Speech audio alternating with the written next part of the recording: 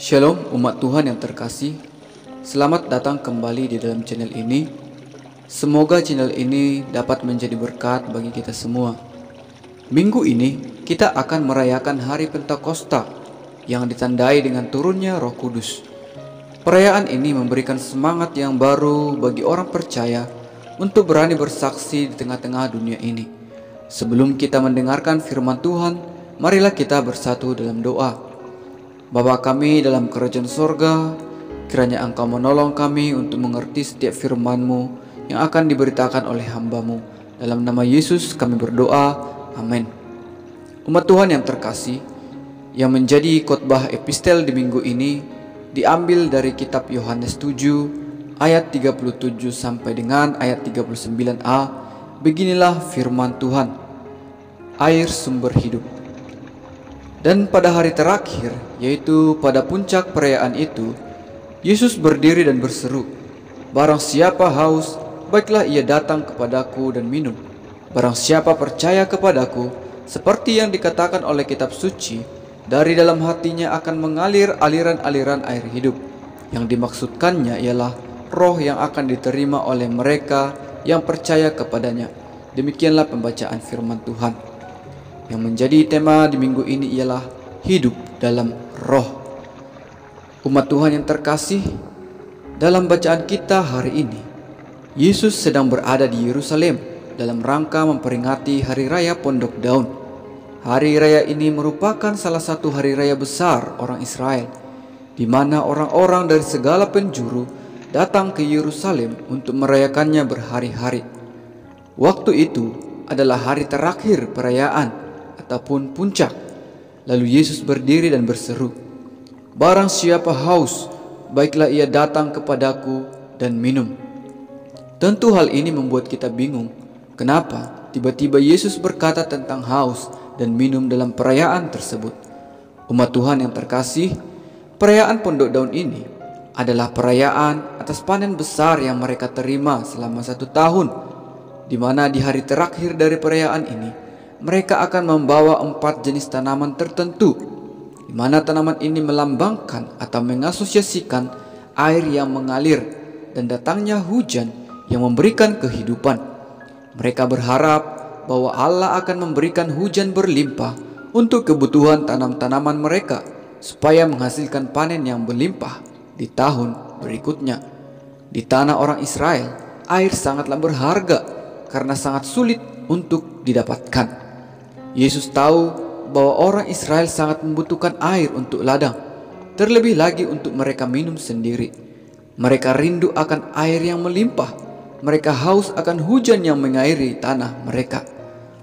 Namun, Yesus hendak mengajarkan mereka bahwa air sesungguhnya yang dibutuhkan orang Israel adalah air kehidupan, dan itu ada dalam diri Yesus. Yesus ingin supaya orang Israel sadar bahwa mereka bukan hanya menginginkan air dari Allah, akan tetapi datang ke sumber air hidup itu sendiri, yaitu Yesus Kristus. Di saat mereka datang kepada sumber air itu, mereka akan kelimpahan air hidup dan tidak pernah kekurangan. Yesus berbicara tentang pentingnya orang Israel diairi dengan air kehidupan yang sejati, bukan hanya menginginkan hujan yang hanyalah air yang bisa membasahi tanah dan tubuh, namun tidak bisa membasahi jiwa yang kering dan memuaskan jiwa yang dahaga. Umat Tuhan, kita sering mengharapkan ada air atau hujan bagi kita. Air ini menggambarkan segala kebutuhan kita, baik itu sandang, papan, maupun pangan. Namun Tuhan ingin kita bukan hanya menginginkan hal itu, namun terlebih-lebih lagi menginginkan kebutuhan jiwa kita, yaitu pribadi Yesus itu sendiri. Yesus melanjutkan perkataannya, "Barang siapa percaya kepadaku, seperti yang dikatakan oleh kitab suci, dari dalam hatinya akan mengalir aliran-aliran air hidup." Ternyata Yesus mengajarkan bahwa kepercayaan kepadanya lah yang dapat mendatangkan air hidup tersebut. Air hidup bukanlah air yang diminum, air ajaib yang langka dan memiliki khasiat, bukan. Air hidup itu adalah kepercayaan kepada Yesus sendiri, seperti yang dikatakan oleh kitab suci. Dan dari dalam orang yang percaya tersebut akan mengalir aliran air hidup. Dalam hal ini, Yesus berbicara tentang Roh Kudus yang akan diberikan kepada setiap orang percaya. Orang Israel pada hari terakhir perayaan Pendok Daun menginginkan air yang mendatangkan kehidupan itu datang menghampiri mereka. Bedanya ialah ketika seseorang sudah diberikan air hidup oleh Yesus, maka air hidup itu akan melimpah-limpah, bahkan akan memancar keluar. Maknanya bagi kita ialah bahwa kehidupan kita yang telah dipenuhi Roh Allah adalah kehidupan yang memancarkan air hidup, bukan lagi kehidupan yang mengingini datangnya atau didatangi air hidup. Allah tidak tanggung-tanggung memberikan kehidupan itu kepada kita.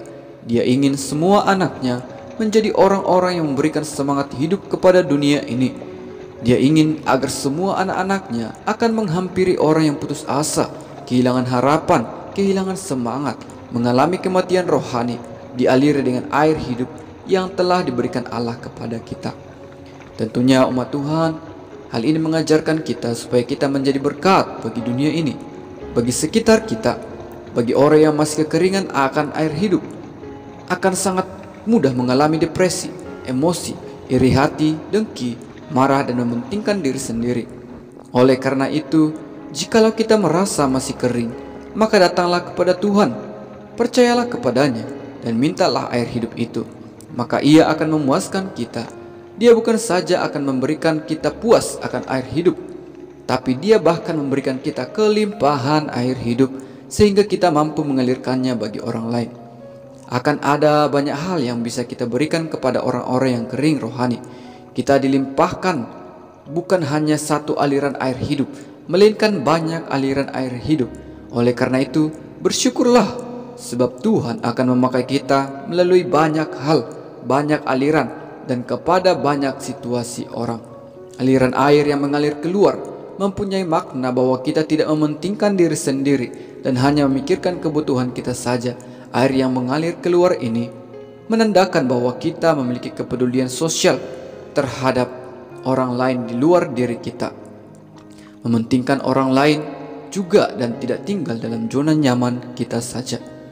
Allah ingin kita orang yang percaya, memperhatikan lingkungan sekitar kita, memperhatikan orang-orang yang kita kenal, bahkan memperhatikan orang yang membutuhkan walaupun kita tidak kenal.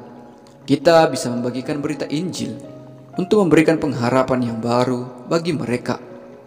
Kita bisa menguatkan orang yang patah hati supaya mereka kuat. Kita bisa mengunjungi anak-anak yatim piatu supaya mereka memiliki pengharapan akan masa depan. Kita bisa memberikan sedikit makanan bagi orang-orang yang kelaparan. Dalam sebuah persekutuan atau komunitas akan ada suatu masalah yang timbul, akan ada kesulitan yang dihadapi. Oleh karena itu, biarlah dengan kedatangan kita memberikan sukacita yang baru di tengah-tengah komunitas. Bahkan di tempat kerja kita bisa menjadi pemotivasi bagi mereka supaya mengajarkan segala sesuatu dengan bergairah, mengerjakan dengan bergairah. Kehidupan orang percaya diharapkan mengairi setiap sisi kehidupan yang sudah kering, memberikan hidup yang baru bagi keadaan dan situasi yang mati. Mungkin suatu tempat sedang berada dalam kekacauan oleh karena kejahatan, maka orang percaya dapat berdoa dan bertindak mengubah situasi tersebut. Namun kiranya kita mampu mengerjakannya mulai dari hal-hal yang kecil dan menjadi teladan. Demikianlah firman Tuhan. Kiranya firman Tuhan ini menguatkan iman kita. Marilah kita berdoa. Bapa dalam kerajaan surga, terima kasih untuk firman-Mu. Biarlah aliran hidup Engkau berikan bagi kami, yaitu Roh-Mu. Biarlah kami tinggal di dalam Roh-Mu ya Tuhan, sehingga aliran air hidup itu mengalir, memancar keluar dalam hidup kami bagi orang-orang di dunia ini. Terima kasih ya Tuhan. Dalam nama Yesus kami berdoa. Amin.